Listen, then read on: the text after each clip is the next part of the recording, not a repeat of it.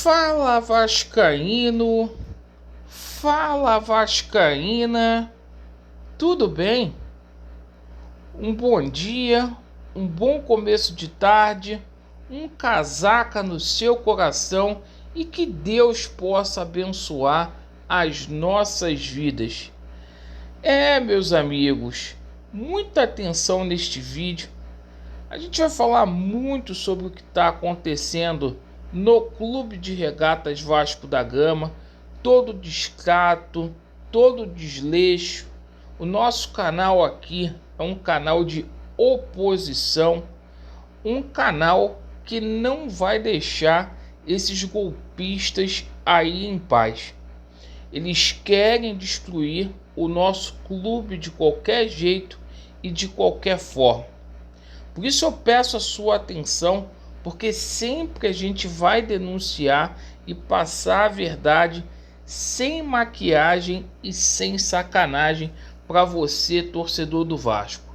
É o seguinte, a gente vai falar aqui sobre as categorias de base do Vasco da Gama, que deve ser muito aproveitada agora em 2022.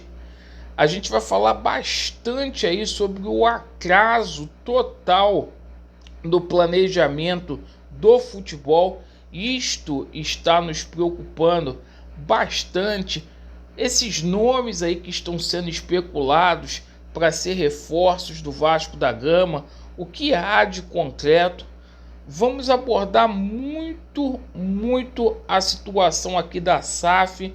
Vai ter reunião agora no mês de dezembro no Conselho Deliberativo para votar esse assunto. E a gente vai falar muito aqui. Vamos diferenciar um clube organizado e vamos falar aqui sobre o clube desorganizado, que é o Vasco da Gama. Me acompanhe até o final para vocês entenderem. Se inscreva no canal, deixe o seu like ou o seu dislike e ativem o sininho. Amigos, primeiramente, as categorias de base do Vasco da Gama. O nosso Sub-20 tem um compromisso muito importante. Domingo, às 16 horas, o Vasco decide o Campeonato Carioca contra a equipe do Olaria. O Vasco da Gama vai jogar lá na Vila Olímpica de Jacarepaguá, lá no Mato Alto, e a gente espera aí que o nosso Sub-20 cumpra com a obrigação e seja campeão carioca. A base do Vasco da Gama, que pelo visto, nesse começo do campeonato carioca, que começa lá em meados do mês de janeiro, campeonato carioca profissional, deverá ser muito usada. Isto porque há um atraso total no planejamento do Vasco da Gama. Apesar do vexame perfeito, aí no Campeonato Brasileiro da Série B, o Vasco está lento aí. Parece que o Vasco está numa situação ótima aí no cenário brasileiro. Então o Vasco está vivendo muito de sondagens aí. Ontem a gente tomou conhecimento da situação do Fernando Praz para ser coordenador técnico, marinheiro de primeira viagem, um nome que não me agrada. Ontem saiu a situação aí do Newton Drummond, que fez um trabalho bom lá no Coritiba para ser executivo de futebol. Mas é o seguinte, meus amigos, até com relação ao treinador, o Zé Ricardo, são várias especulações aí de mercado e a gente não tem nada concreto. O Vasco virou uma piada. O Vasco faz um pré-contrato com o treinador que está empregado e que simplesmente ainda não assinou o descato lá. Daqui a pouco o torcedor vai perder a paciência com essa situação do Zé Ricardo. E é o seguinte, meu amigo, se não está dando com o Zé Ricardo, arruma outro treinador logo, vê um executivo aí, porque o tempo ruge. Essa é a minha opinião. Bom, ontem saiu também o nome aí de vários atletas aí que teriam sido oferecidos ao Vasco da Gama. A gente tem que ter responsabilidade, igual eu falei ontem, para poder trazer nomes para o clube, porque a gente não pode financiar essa diretoria golpista. A gente coloca determinados nomes aí e a gente, sem querer, acaba passando pano na cabeça de quem não tem capacidade nem para trazer um treinador. Então, muitos nomes aí sendo citados. Eu, por exemplo, falei aqui a situação do Rossi ontem, pela vontade do atleta de vir jogar no Vasco da Gama. Ele já deixou isso muito aí claro.